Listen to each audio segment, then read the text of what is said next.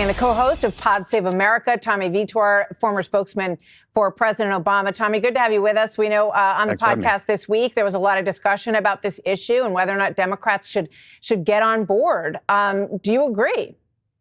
I mean, they're not giving an opportunity to get on board. I mean, what Elon Musk is doing is having teenagers named big balls just rampage through government agencies and fire people left and right. There's no working with Congress. There's Republican majorities in the House and the Senate. Why not work with Congress to well, members go of Congress through the are out yelling in the streets using the F word, and independent voters are making it pretty clear that some of them, at least, that they're pretty much in favor of the way that they're going about this. Look at this one from Axios focus group.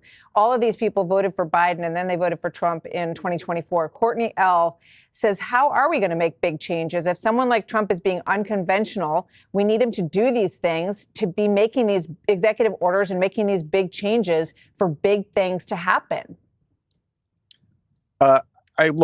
Voters didn't vote for Trump because they wanted NIH to cut research into cures for cancer. They did not vote to cut programs that monitor Ebola outbreaks all around the world. They did not vote to hamstring the United States in our competition with China, because China's running around the world building infrastructure projects through the Belt and Road Initiative. Sure. And USAID is the counterpart that we use to fight back and build inroads in countries all around the world. There is a lot of garbage in these programs. And then, unfortunately, these programs have taken advantage of American large ass to push their money into things that once people discovered them, they said, wait a minute, this is not how we want our tax dollars to be spent. And it's very interesting because when you look back at President Obama, when he was talking about how to get Obamacare done, here's what he said way back then.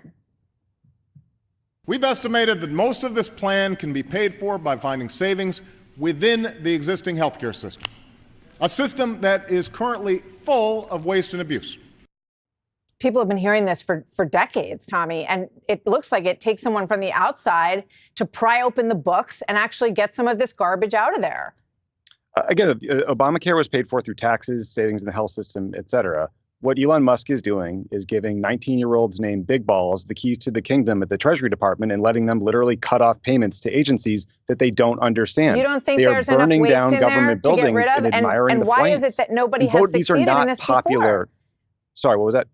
Well, I just think that government has tried and failed miserably in this regard. Donald Trump is president. He has Republican majorities in the House and the Senate. Why not work with Congress? Republicans are in control of everything. They could go through the budget line by line and do this in consultation with Congress. Instead, they're letting Elon Musk rampage through the government. By the way, Elon Musk has not released his personal financial